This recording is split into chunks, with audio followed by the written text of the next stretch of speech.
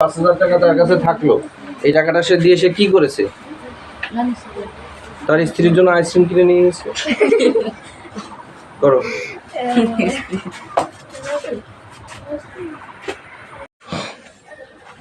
তোমাদের পঞ্চম শ্রেণীর এই অঙ্কটা দেখো ভালো করে। এখানে বলছে যে কি বলছে দেখো, যে একটি বাগানের ক্ষেত্রফল বলতে কি বোঝায়? বাগানের পুরো একদম সম্পূর্ণ বাগানের দৈর্ঘ্য। তো একটি বাগানের ক্ষেত্রফল হচ্ছে 20 বর্গমিটার। তো এই বাগানের 5/6 অংশ অর্থাৎ 6/5 অংশ, 6 ভাগের 5 ভাগ ফুলের চাষ করা হয়েছে। যে কোনো ফুল হতে পারে, ফুলের চাষ করা হয়েছে। এখন ওই চাষ করা হয়েছে যতটুকু অংশ, ততটুকু অংশের ক্ষেত্রফল চাইছে। তো খুবই সিম্পল, এই 20-এর সাথে এটা গুণ করে দিবা, 20-এর সাথে এটা গুণ করে দিবা। কিভাবে করবা? যে লিখবা হচ্ছে চাষ করা অংশের ক্ষেত্রফল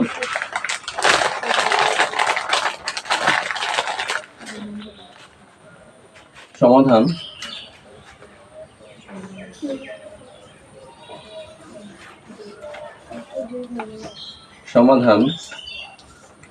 চাষ করা অংশের ক্ষেত্রফল, চাষ করা অংশের ক্ষেত্রফল, চাষ করা অংশের ক্ষেত্রফল, চাষ করা অংশের ক্ষেত্রফল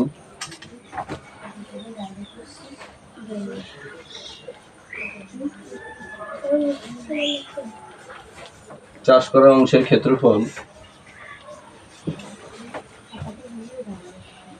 এ দেখো, মোট জমি হচ্ছে 20 বর্গমিটার, আর চাষ করেছে হচ্ছে 6 ভাগের 5 ভাগ, 6 ভাগের 5 ভাগ। তো কাটাকুটি করলে আসে হচ্ছে বর্গমিটার, লিখে দাও বর্গমিটার। 6 আর 20-এ, 6 20-এর মধ্যে সরাসরি যায় না, 6 20-এর মধ্যে সরাসরি যায় না। তো আমরা অন্য কোনো সংখ্যার সাহায্য নেব। 2-এর সাহায্য নিই। 2 6-এর মধ্যে যাবে হচ্ছে 3 বার, আর 20-এর মধ্যে যাবে হচ্ছে 10 বার।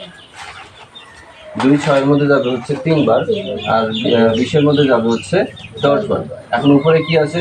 10 আর 5, আর নিচে কে? 3 ছাড়া কিছু নয়। তাহলে 5 10-কে কত হলো? 50, আর নিচে কত? 3। তো উপরের সংখ্যা যখন বড় হয় আর নিচের সংখ্যা যখন ছোট হয়, তখন কি করতে হয়? ভাগ করতে হয়। তো ভাগ করে দেখা গেল যে এখানে 3 প্রথমে 5-এর মধ্যে একবার যাবে, 5-এর মধ্যে একবার যাবে, 3 অক্ষে 3। 5-এর থেকে 3 বিয়োগ করলে 2, 5 থেকে এই শূন্যটা নামাবো। এখন 3 কার মধ্যে যাবে? 20-এর মধ্যে যাবে। 3 6 বার যেতে পারবে। আচ্ছা, 6 বার না দিয়ে যদি আমি 7 বার দিতাম, তাহলে কি হতো? 3 সাথে 21 হয়ে যেত না? তা বেশি হয়ে যাবে না? 3 6 18। তাহলে 0 থেকে 8 বাদ দেওয়া যায়? আদিজা বল, 0 থেকে 8 বাদ দেওয়া যায়? যায়। তাহলে 0-কে কি ধরবা? 10। 10 থেকে 8 বিয়োগ করলে 2। হাতের 1 এখানে নিয়ে আসলে হলো 2। তাহলে 2 এ 2 মিলে গেলে বাম পাশে 0 বসে না। তাহলে আমার কত হলো? 16 পূর্ণ 2/3। 16 পূর্ণ 2/3। আরো ভালো করে বললে বলা যায় 16 সমস্ত 2/3 বর্গমিটার। দ্রুত করবা।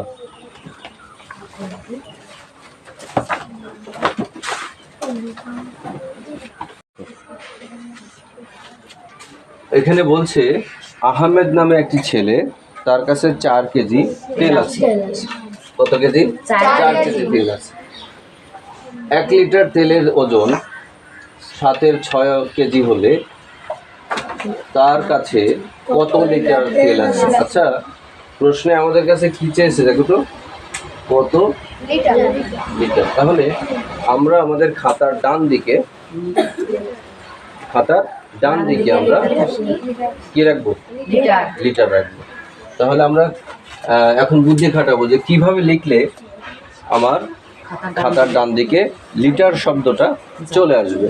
তো এইখান থেকে লেখা শুরু করো। এখান থেকে উল্টো লেখো, এখান থেকে উল্টো লেখো। এই যে 6/7 কেজি তেলের ওজন 1 লিটার। 6/7 কেজি তেলের ওজন 1 লিটার। হ্যাঁ, সমাধান।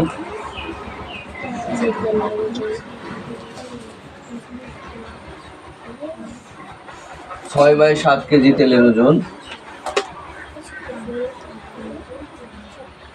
অথবা লিখতে পারো 6/7 কেজি তেলে হয় 1 লিটার, এমনও লিখতে পারো, কোনো সমস্যা নেই। 6/7 কেজি তেলের ওজন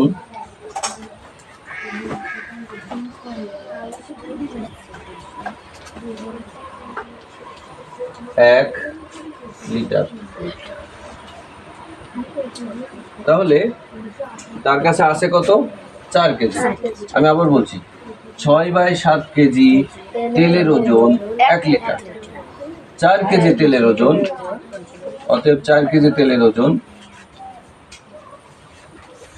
এই 4 আগে লেখো, গুণ দাও, এই যে 6/7 আছে না, এটাকে 7/6, দেখো 6/7 আছে না, এটা এরকম এখানে গিয়ে এরকম গিয়ে উল্টে যাবে, এই 7/6, তাহলে 7/6 লিটার। কাটাকুটি করার অন্য সংখ্যা সাহায্য নাও, যেহেতু 4 6-এর মধ্যে সরাসরি যাবে না, অথবা 6 4-এর মধ্যে যাবেই না, তাহলে 2 এর সাহায্য নাও। 2 দুগুণে 4, 3 দুগুণে 6, তাহলে উপরে আছে 7 দুগুণে 14 আর নিচে আছে 3, তাহলে 14 ডিভাইড বাই 3। এখন উপরের সংখ্যা বড় হলে আমরা সবসময় কি করে থাকি? ভাগ করে থাকি। 3 এ 4 12, 3 14-এর মধ্যে 3 এ 4 12, তো বিয়োগ করলে হবে 2, 4 পূর্ণ 2/3, উত্তর হলো 4 পূর্ণ 2/3 লিটার। 4 সমস্ত 2/3 লিটার।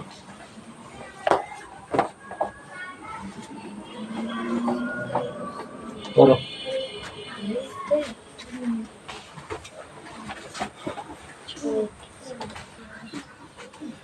পরবর্তী অঙ্কে বলছে, সাজ্জাদ নামে একটা লোক আছে যার 24,000 টাকা আছে। কত টাকা আছে? 24,000 টাকা আছে। এই 24,000 টাকা থেকে তিনি 12 ভাগের 5 ভাগ দান করেছে এতিমখানায়, আর 8 ভাগের 3 ভাগ দান করেছে শিক্ষা প্রতিষ্ঠানে। দান করার পরে গিয়ে জিজ্ঞেস করেছে যে তার কাছে কত টাকা আছে। শোনো, তার কাছে কত টাকা আছে এটা আমরা তখনই বের করতে পারবো যখন আমরা এটা বের করতে পারবো যে সে কত টাকা খরচ করেছে।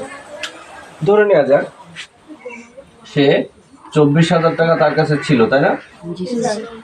তো সে দান করছে, দান করলে যা দান করবে সেটা তো কমে যাবে। আচ্ছা, মনে করো 10,000 টাকা দান করেছে এতিমখানায়, 9,000 টাকা দান করেছে শিক্ষা প্রতিষ্ঠানে, তাহলে টোটালি সে দান করেছে 19,000 না? তাহলে 24,000 থেকে 19,000 চলে গেলে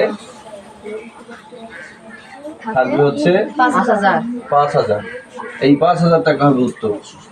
আমি তোমাদেরকে একটা ডেমোর সাহায্যে বোঝালাম যে যদি সাজ্জাদ সাহেবের 24,000 টাকা থাকে, তো ধরে নেওয়া যায় এতিমখানা দান করেছে 10,000 টাকা আর শিক্ষা প্রতিষ্ঠান দান করেছে 9,000 টাকা, তাহলে টোটাল দান করেছে হচ্ছে 19,000 টাকা।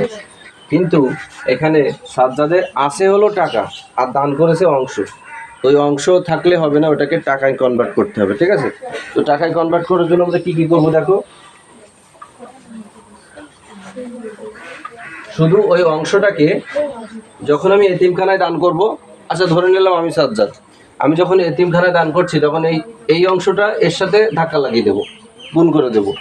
আর যখন শিক্ষা প্রতিষ্ঠানে দান করব তখন এই অংশটা এর সাথে ধাক্কা লাগিয়ে দেবো, তার মানে কি গুণ করে দেব। আচ্ছা, প্রথমে আমি এতিমখানায় দান করছি, দেখো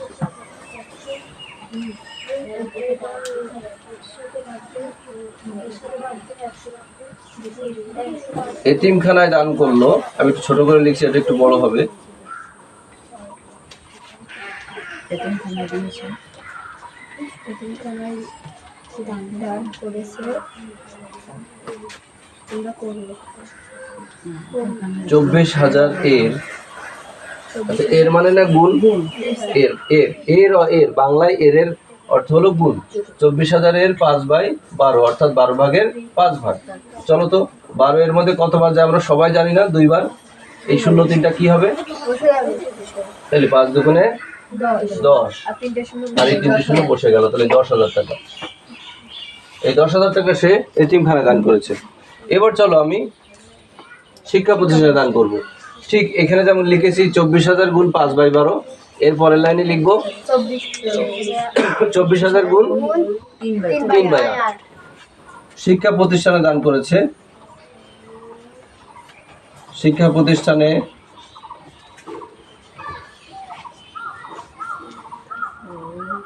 দান করলো 24,000 এর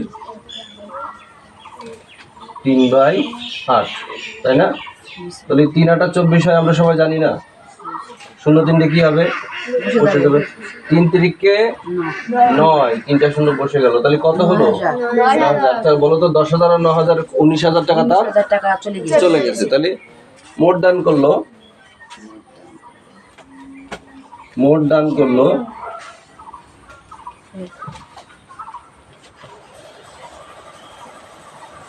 মোট দান করলো তোমার 3খানায় 10 আর শিক্ষা প্রতিষ্ঠানে 9, তাহলে টোটালি হলো 19,000 টাকা। তোমরা এখানে টাকা লিখো, ঠিক আছে?